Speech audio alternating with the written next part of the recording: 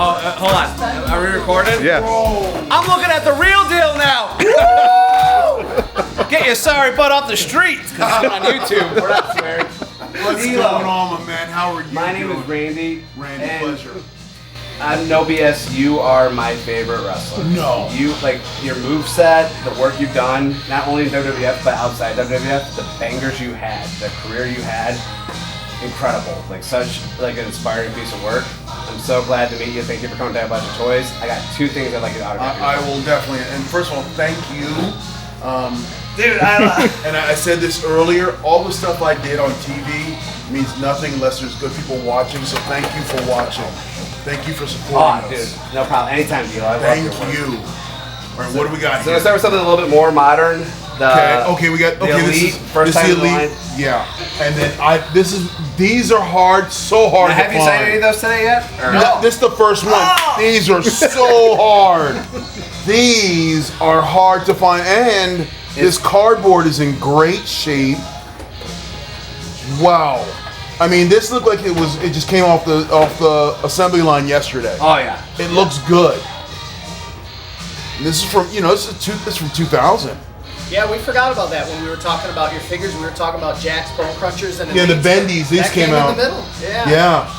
And I like the likeness on that too. I feel like compared to This look more like me than anything else. yeah, there's like the bone cruncher right there, the face sculpt a little bit. Yeah, we talked That was about something I bought like 5 D'Lo Brown figures. And I'm trying to think which ones I want to get autographed. I love that the bone cruncher meant a lot to me as a kid because that's the one I played the most with. Yes. But like, I could not find like a proper display case for that because I don't want to have it just out and like getting dust and all that because like, you mean so much to me. I want to be protected and appreciate stuff. that. So like, I Thank feel you. like this one. It's really cool. I got a good case for that, and then I got a good case for this one too. Okay, So, it's so gonna be... two good questions.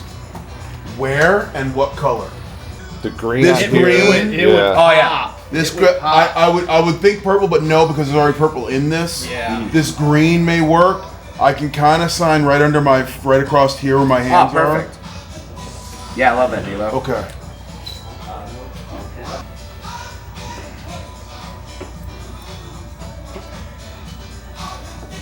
Dang, look at that. Yeah, that was it. Nice. Yeah, that's a good one. Okay. Now, same question. Color and location. So can I do? Now can I ask a special question? Can I do D'Lo Brown in a white, and then can I do a 2X European champion, and in this blue if you want? That's your work, but today I went through it crazy, and one of my favorite things you've done is the 1-800-COLLECT commercial with Steve Austin. You're the bump guy for the commercial for Steve. Steve's like the top dog, biggest star in the company, but you got that position where you got to cut some lines too, and your stuff was popping me. How Steve tried to call you tried to call Steve, but you used 0. You didn't use 1-800-COLLECT. And he's giving you Cesaro's the swing. What was that bump like, T? Flying into the 5th row. So, let me break that down. There's a lot there. I got that commercial because Steve literally asked me what I like to do with him. Oh. So literally in the locker room, he walked right to me and said, "D'Lo, I'm doing this commercial. I need number 2. Would you like to do it with me?" Dang, what an honor. And I was like, yes. He goes, all right, we'll get everything sorted. Next day, I was on a plane to LA to go film it. We filmed it at we filmed it at the Forum in LA. The Forum in LA. A lot of those lines that they had, what they had scripted, and what was in the commercial, is changes Steve and I made to the script.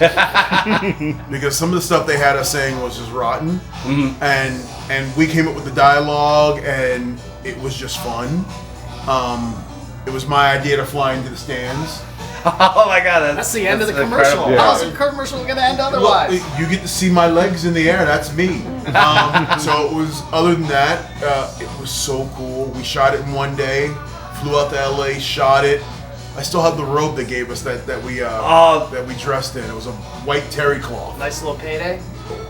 Not bad. The only negative thing about it was So that commercial, not this part is negative. Oh, and you want what other color? Well, if I could do this and then the 2 times European champion. 4 time. Oh, 4 times. Yeah. Smarten me up. 4 baby. times. 4. Yeah. Don't cheat me 2 titles. D, we appreciate you, man. Thank you so much for having me. And look, interesting story. It's weird. The first time I walked into Time Blasters was on random when I was out with a friend of mine. Yeah. Walked into the old store. Just randomly walked in, and now here we are at the new store. And I've got to tell you, man, what an upgrade. We appreciate you, D. What an upgrade. Here's my perspective of that story. Working in Westland, doing my thing, look up, D'Lo Brown standing right in front of me. I was a little starstruck, and I talked to D for like an hour that day. I'm glad we arranged this, have you here. I am so glad. Thought while we had a minute, let's do a little bit of tour, because you're a toy guy. You're not just a wrestler, you're a toy guy. You're talking the inner child in me right now, so yes. Last time you were in, you were looking for Soundwave, and you were looking for some other Transformers, but we got some stuff down here Look at this. that I thought might pique your interest. Is that a G1 there, Jetfire? That is a G1 Jetfire. That one is complete in the box. We've got a loose one right here. I'm gonna grab the loose one. Let me see the Lucy. And I want you to kind of educate us a little bit on these, because this is your stuff right there. Wow, look at this. So this is cool. Even he is expensive. This is so cool. The cool thing about Jetfire was he was introduced into the Transformers as, you know, the cool flying Autobot. Yeah. But what you didn't know is this was purchased by I forget the toy company in Japan, but they were the same company that made Robotech. Yeah. And this is literally a Robotech Valkyrie that literally was on the same cartoon. So they bought the rights to the cartoon, but not the rights to the action figure. So they go ahead and put him in the cartoon and go ahead and run the action, run the figure out.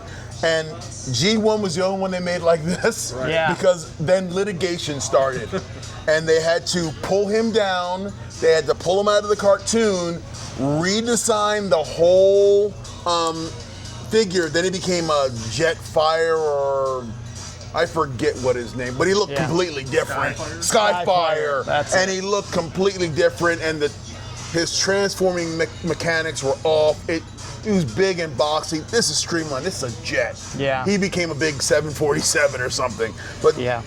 The thing about Jetfire, he's so iconic. I think a lot of it has to do with that reason. In the 80s, so many kids watch the cartoon, watch the toy, and then he gets pulled and he's not available for a long time. The amount of people that come through, obviously Optimus Prime is everyone's favorite. Yeah, Prime is everybody's favorite. But Jetfire, he's top 3, top 5. Like, people love this dude. It's like Prime, Megatron, Soundwave, Jetfire. Yeah, for real. Like it's like that order. And of the hundreds of Autobots or Decepticons, like this is like everybody's top 5. Yeah. And he was around for literally 1 season. Crazy. That's it, Crazy. So man, that's awesome. If he's not here when I leave, I don't have him. Just letting you know that. Just letting you know that. Yeah, we'll set him back in here. So growing up as a kid, obviously Transformers was a big thing, but what other toys, well, as was a young D'Lo into? We move right across. There's Voltron. Yeah. Voltron was one of my absolute favorites. I personally have a lot of the anniversary editions. I have 20, 25, 30, 35 in the box of Voltron right now. Look at him. Yeah, he's cool. And look, this is probably, if you are of a certain age, if you're in that 45 to 55 range, like this is just an iconic figure. Yeah. Like this was, as soon as you got it from school, 3:30, they were on. Yeah. And you raced home and you sat down and it was quiet in the house because Voltron was on. And man.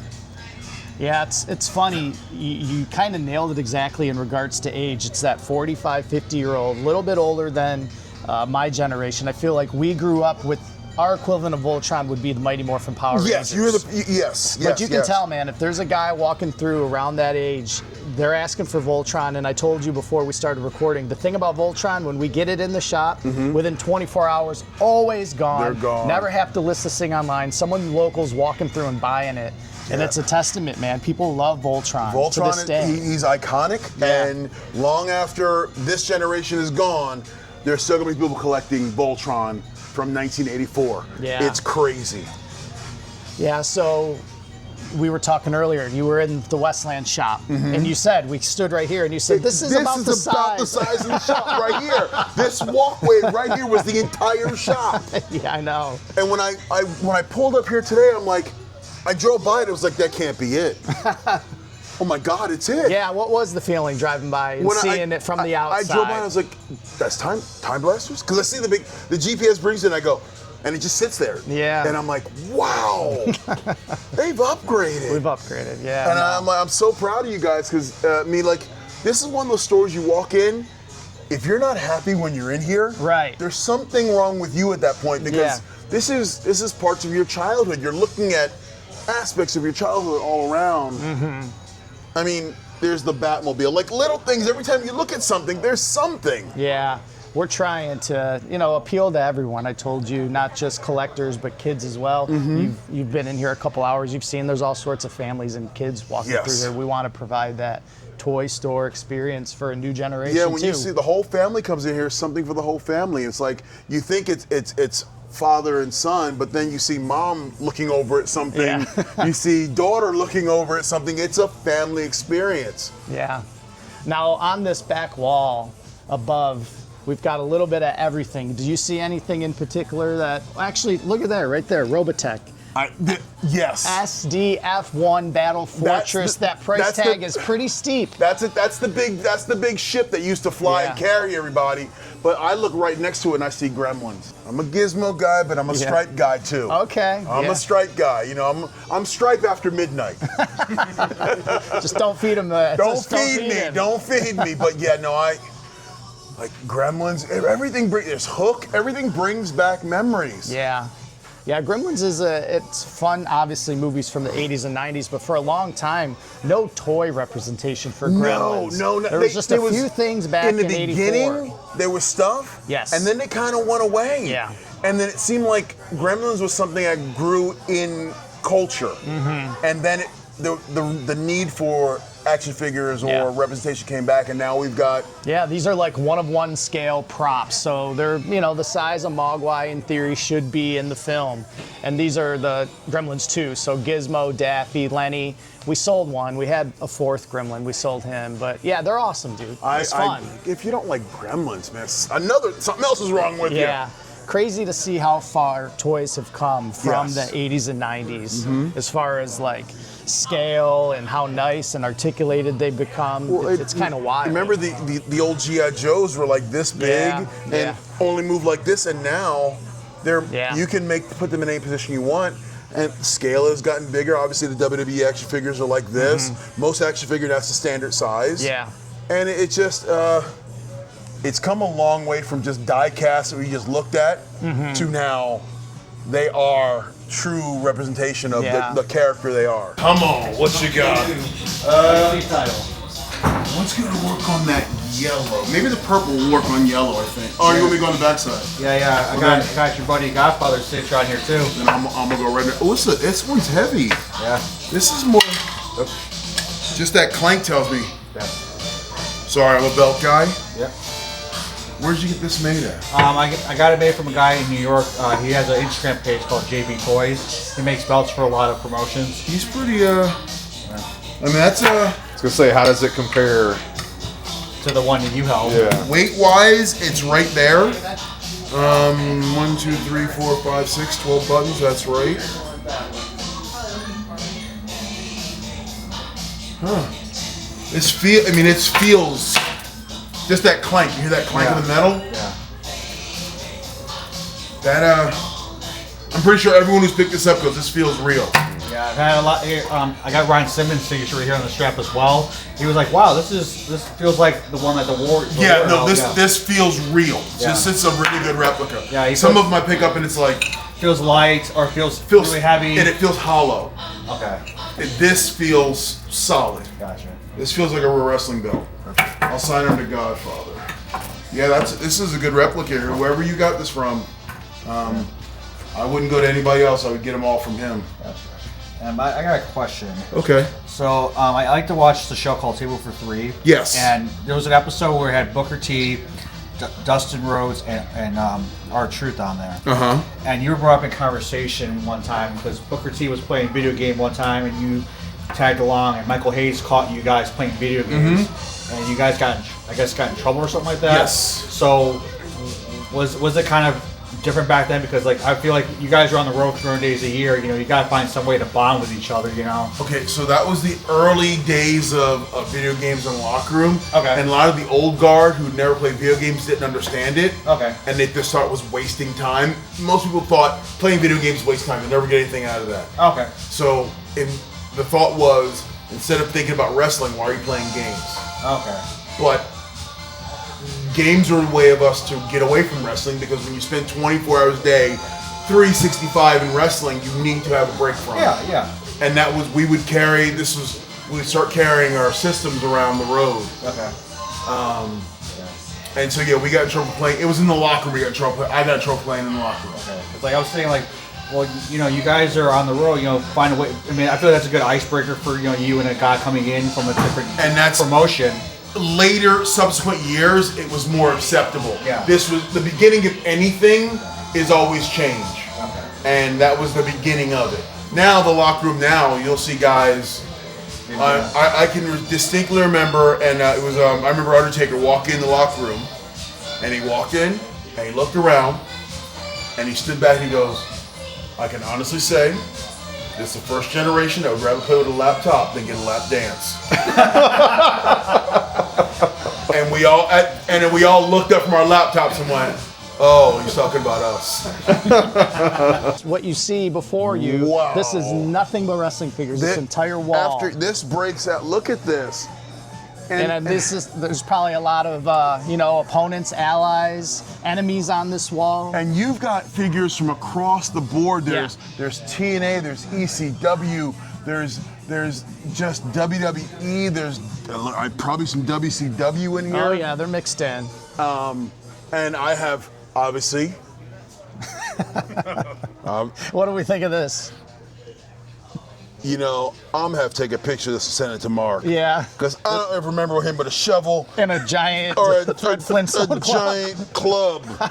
I don't ever remember that. Yeah. Mark's gonna see this before I leave. I'm telling you that now. That was that era of Jakks. We talked about it earlier as well, where figures were coming out so fast, so frantic. Yes. You said like the first time you saw your own figure was in a Toys R Us. Yes, the first time I knew they were going to be out, because now they'll send me a few of them. Yeah. Back then they were moving so quickly they'd hit the market long before you'd get them. And I knew mine was coming out, so I went to Toys R Us. Walked into a wall kind of like this with all the figures, and there was a section of mine. There was about 40 of them, and I knew what I was going to do. I walked in with a Sharpie, and I just started signing them. And one of the stock clerks came out and said, "Sir, what are you doing?" And I looked at him. I said, "I'm signing my action figure." He goes, "Yes, you are." Yes, and he walked away, and I continued, and I signed all of them and walked out. That's crazy. So if you were in that Toys R Us in what city? West Palm Beach, West Florida. Palm Beach, Florida, somewhere in the 1990s. There was a bunch of signed delos. There was a bunch of signed ones there. If you were one of those guys, hit me up on Twitter. Let me know, at DeloBrown75, or on Instagram, at DeloBrownLFC. Let me know if you were one of the people who found those signed action figures. That'd be a beautiful end to that story. I would love, because I've never seen the end of that. Yeah. I mean, I signed them and walked away. I never saw the other side. You know what happened is 20 or 30 kids bought them on, ripped them open, and started playing those with packs them. are gone. Yeah, no one thought twice after that. This is cool. So, over here we've got vintage stuff. Over here we've got modern stuff. These are new stuff. And I'll tell you right now, we can look through these pegs. We're not going to find a Delo figure because they are not easy to acquire anymore. I'm lucky in the fact that people still like me. Oh, yeah. Look at this one. Pretty nice looking figure right there, That's a good one. That's the OG right here. Yeah. Forever the leader. But yeah, no, my figures are really hard to find. I have trouble finding them. Yeah, I bet. I have trouble finding them. When I find them on eBay or something, I quickly buy them. If you've been on eBay and you've listed one of my figures, you might have sold it to me and not known. Or me, because I was buying a bunch for today's event. So we were probably battling each other. We might have bid on some stuff. Because whenever I see him, I try to snatch him up because I take him home and I'll take him to conventions with me. I lost to this guy because there were a couple deal figures that I got outbid on at the last second. He was buying them himself. Hey, okay, don't expose me, man. Oh yeah, well hey, we appreciate you, D'Lo. We could talk toys forever, but I just wanted to take a few minutes of your time. Like I said, we got people waiting, so let's get back over there. But again, thank you, D. You're the man. Thank you, Time Blasters. If you make your way up to Time Blasters, come on down here. You'll have a good time, and you're gonna walk home with some good toys.